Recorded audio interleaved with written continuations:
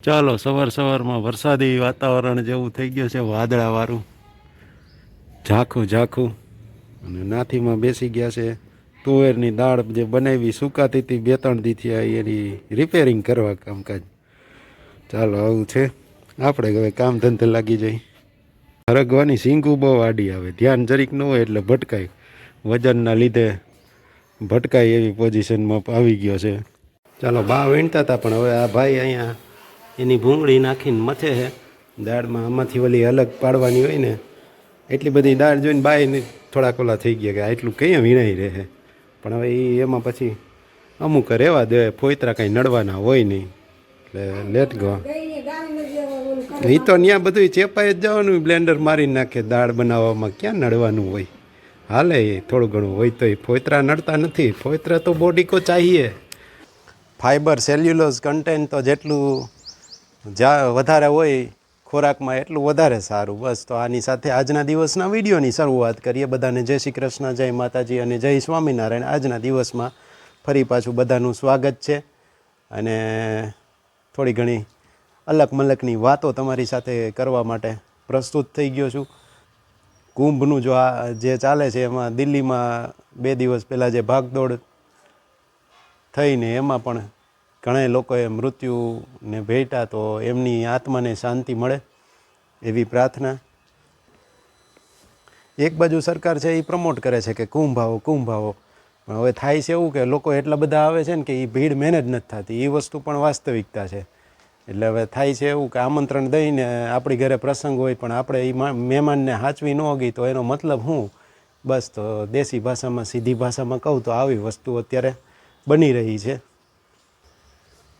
ને અયોધ્યા, વારાણસી અને પ્રયાગરાજ આ 3 જગ્યાએના લોકલ જે ત્યાંની પબ્લિક છે ને, એ બિચારા એ લોકો તો ભીડથી કંટાળી ગયા છે. કારણ કે ઘરની બહાર નીકળવું હોય, એને ગામમાં કાંઈ લેવા જવાનું હોય, છોકરાઓની સ્કૂલ હોય, સ્કૂલોમાં તો રજા જ છે, તો એ બિચારાઓને શું કરવાનું?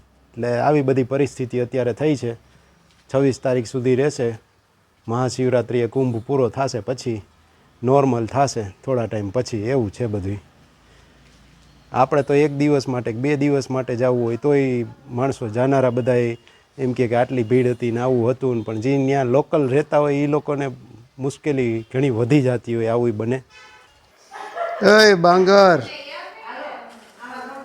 દાડું હવે તું ઠેકાણે કરમાં. ચાલો કુંભનું પાણી અમારી ઘરે આવી ગયું છે, માથે ચડાવી લઈ. તાજું એકદમ ગંગાનું પાણી, પવિત્ર તીર્થ સ્થળનું પાણી. તો ચડાવાય ને, એ મહિમા એનો એ છે.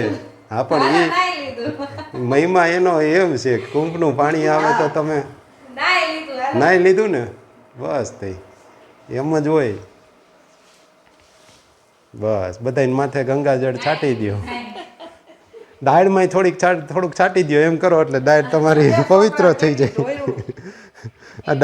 તુવેરની દાળમાં નાખો એટલે એટલે પવિત્ર થઈ જાય. ઓલા મહેમાનજી કોઈ ખાય કે આપણે ખાઈ તો એ પવિત્ર દાળ, કુંભના પાણી વાળી દાળ પવિત્ર ન થાય, એ દાળ બાટી જાય. પાછી હુકવવી પડે ને હવે, એટલાક પાણી નહીં નડે લગભગ. ચાલો અમારી ઘરે તો 2-3 વર્ષની દાળ છે. અમારી ઘરે દાળ પણ 3 વર્ષ સુધી કુંભનું પાણી વાળી આમ કહેવાય તો ખરા ને, એના વાળી પવિત્ર દાળ થઈ ગઈ હવે તો. સરસ સરસ લ્યો. જો સાસુ માફી માગે છે. શું કહો છો? કહી દો તો એકવાર. નહીં બાટવા દો હમણાં, હું કહી આવીશ. લ્યો લ્યો લ્યો, આમાં બોલો તો મજા આવે. એમાં તો બીતા હે, બીક લાગતા હે. ચાલો, હું તો પ્રયાગરાજની કુંભની વાતું કરતો હતા, તો પ્રયાગરાજનું તીર્થનું પાણી અમારી ઘરે પહોંચી ગયું, મને નહોતી ખબર.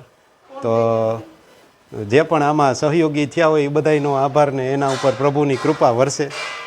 અહીંયા લગી પહોંચાડ્યું અમારા સુધી, એટલા માટે.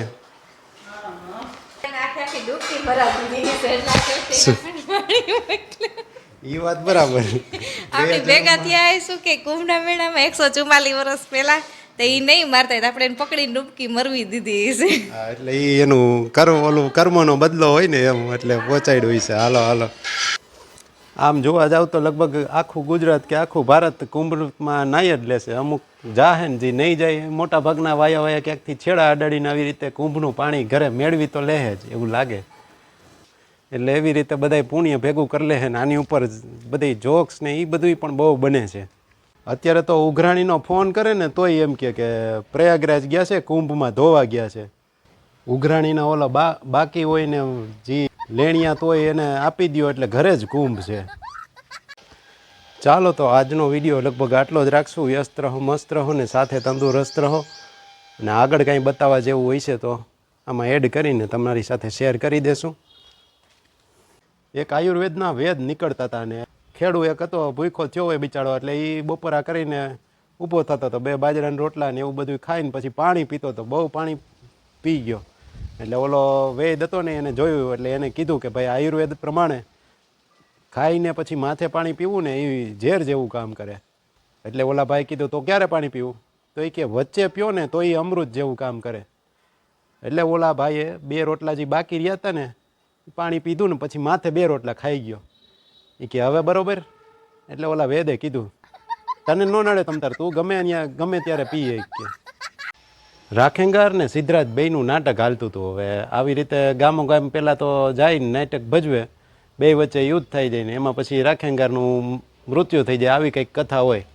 તો એક ગામમાં ગયા ને ત્યાં આવી રીતે બાંધતા હતા ને તલવાર તો ઓલો સિદ્ધરાજ કેટલી વાર કહે કે હવે તું મરી જા, ખોટે ખોટ મરવાનું હોય ને એમાં તો કાંઈ સાચું તો હોય નહીં કારણ કે બીજે દી પાછું બીજા ગામમાં પાત્ર ભજવવાનું હોય. એ કે હવે તું મરી જા. ઓલો 5 વાર કીધું તો એ ઓલો બેઠો ન થઈ કે અહીંયા તો હું નહીં જ પડવું હેઠો. એટલે ઓલાએ કીધું કેમ એમ? તો કે આ અમારા સસરાનું ગામ છે. બહારનું લઈને ઘરે ખાઈને પછી એમ કે અમને બહારનું ખાવાની ના પાડી છે એટલા માટે બહારનું ઘરે લઈ આવીને ઘરે બેઠા ખાઈ.